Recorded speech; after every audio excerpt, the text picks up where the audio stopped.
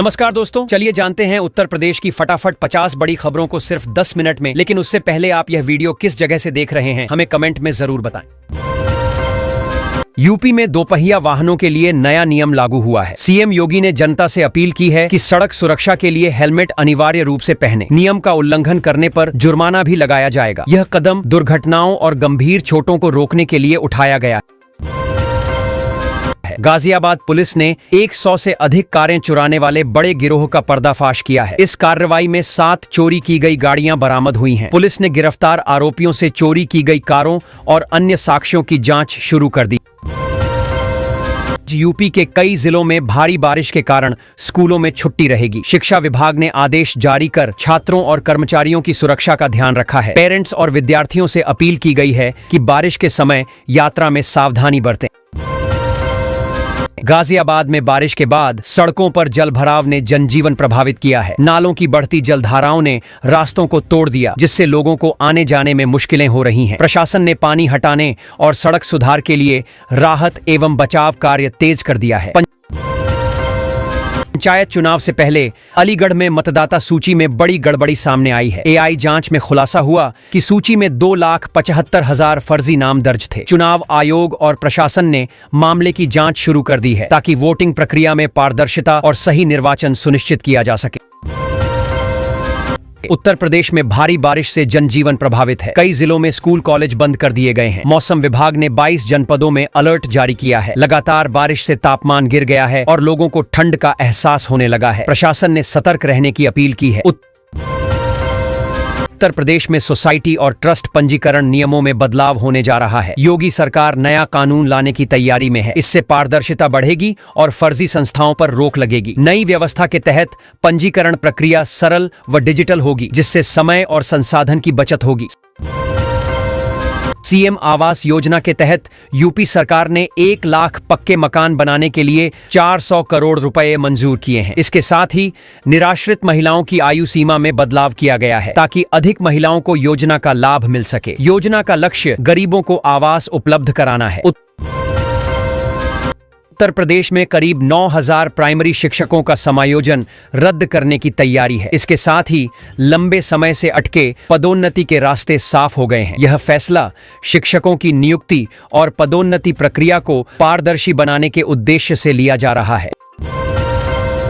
उत्तर प्रदेश सरकार विकसित UP vision document को जनता की राय के लिए पेश करेगी। सीएम योगी 3 तारीख को इसे लॉन्च करेंगे। इसमें अगले 10 साल के विकास लक्ष्यों का खाका होगा। जनता के सुझाव से योजना को और प्रभावी बनाने की तैयारी है। यमुना नदी में जलस्तर बढ़ने से नोएडा और गाजियाबाद में बाढ़ का खतरा मंडरा रहा है। प्रशासन ने एडवाइजरी जारी की है और लोगों को सतर्क रहने को कहा गया है। हालात को देखते हुए यूपी के कई जिलों में कल स्कूलों की छुट्टी घोषित कर दी गई है। यूपी पंचायत चुनाव की वोटर लिस्ट से लगभग 1,25,00,000 नाम हटाए जाने की चर्चा है। इस पर अखिलेश यादव ने चुनाव आयोग पर सवाल उठाए हैं। उन्होंने आरोप लगाया कि यह कदम विपक्षी मतदाताओं को प्रभावित करने के लिए उठाया जा रहा है। मामला राजनीतिक बहस का केंद्र बन गया है। उत्तर प्रदेश सरकार विकसित यूपी विजन डॉक्यूमेंट को जनता के सुझाव के लिए पेश करने जा रही है। सीएम योगी 3 तारीख को इसे लॉन्च करेंगे। इस डॉक्यूमेंट में अगले 10 वर्षों के विकास लक्ष्यों का खाका होगा और आम जनता की राय से इसे और प्रभावी बनाया जाएगा। यूपी में पुरानी और महंगी कार बाइक रखने वालों के लिए राहत की खबर है। परिवहन विभाग ने नई योजना शुरू की है, जिसके तहत पुराने वाहनों के नवीनीकरण और फिटनेस प्रक्रिया को आसान किया गया है। अब डिजिटल प्लेटफॉर्म से रजिस्ट्रेशन और दस्तावेज अपडेट की सुविधा मिलेगी, जिससे समय और परेशानी बचेगी। यूपी में सीएम योगी के जनता दर्शन कार्यक्रम में मायरा नाम की बच्ची ने एडमिशन की गुहार लगाई। सीएम के निर्देश पर उसी शाम स्कूल में उसका दाखिला करा दिया गया। यह पहल दिखाती है कि शिकायतों का तुरंत समाधान कर लोगों को राहत दी जा रही है। उत्तर प्रदेश के 13 छोटे शहरों को मिनी दुबई बनाने की योजना पर 6,000 करोड़ रुपए खर्च होंगे। आधुनिक सड़कें, park, street light, sewer system, smart सुविधाएं और बेहतरीन इंफ्रास्ट्रक्चर तैयार होगा। इस प्रोजेक्ट से शहरों की तस्वीर बदलेगी और निवेश व रोजगार के नए अवसर मिलेंगे। उत्तर प्रदेश में शिक्षक भर्ती और प्रमोशन के नियम बदल गए हैं। अब उम्मीदवारों को नई अनिवार्य परीक्षा पास करनी होगी। इस नियम से शिक्षकों की योग्यता और गुणवत्ता सुनिश्चित की जाएगी। प्रमोशन के लिए भी यही शर्त लागू रहेगी, जिससे शिक्षा व्यवस्था और बेहतर होने की उम्मीद है।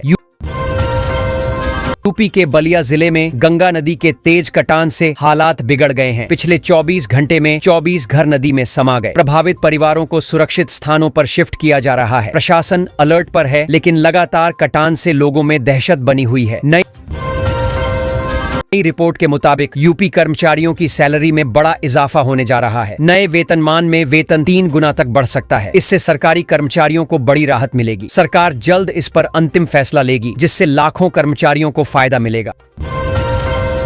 उत्तर प्रदेश सरकार ने हृदय रोगियों के लिए नया हेल्थ सिस्टम विकसित किया है। इसके तहत मरीजों को बेहतर इलाज, digital health record, real time monitoring और टेलीमेडिसिन सुविधाएं मिलेंगी। आधुनिक तकनीक से इलाज आसान होगा और आपात स्थिति में त्वरित चिकित्सा सहायता सुनिश्चित की जाएगी। उत्तर प्रदेश के कर्मचारियों के लिए सरकार 2 बड़े बदलाव करने जा रही है। नया सैलरी स्ट्रक्चर लागू होगा और महंगाई भत्ता बेसिक वेतन में मर्ज किया जाएगा। इससे वेतन में बढ़ोतरी होगी और पे स्लिप का स्वरूप भी बदलेगा। कर्मचारियों को इसका सीधा वित्तीय लाभ मिलेगा।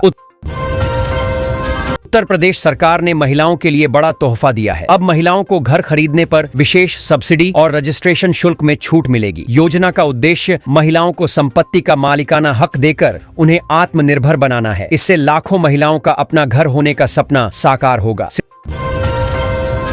सितंबर की शुरुआत में उत्तर प्रदेश में जोरदार बारिश होने वाली है। IMD ने 65 जिलों में भारी से बहुत भारी बारिश का अलर्ट जारी किया है। तेज हवाओं के साथ बिजली गिरने की भी संभावना जताई गई है। लोगों को सुरक्षित रहने और अनावश्यक यात्रा से बचने की सलाह दी गई है।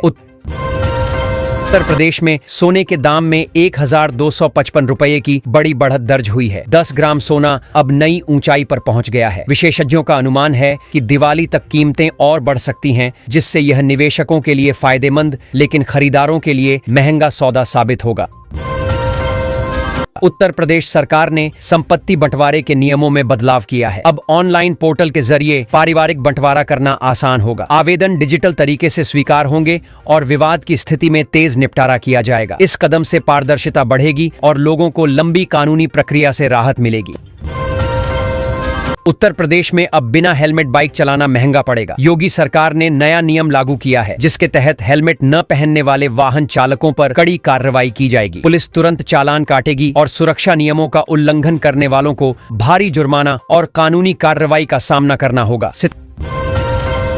सितंबर की शुरुआत भारी बारिश के साथ होगी। मौसम विभाग ने 29 जिलों के लिए अलर्ट जारी किया है। कई इलाकों में वज्रपात की आशंका जताई गई है। लोगों को सावधानी बरतने की सलाह दी गई है। प्रभावित क्षेत्रों में तेज बारिश और आंधी की संभावना बनी हुई है।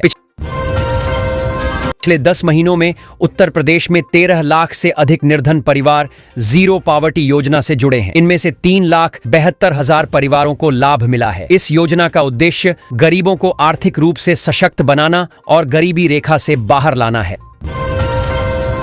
उत्तर प्रदेश में 8 IPS अफसरों का तबादला किया गया है। इनमें 3 जिलों के ASP बदले गए हैं। शासन ने नई जिम्मेदारियां सौंपते हुए आदेश जारी कर दिए हैं। इन तबादलों का उद्देश्य कानून व्यवस्था को मजबूत करना और प्रशासनिक कामकाज में सुधार लाना है।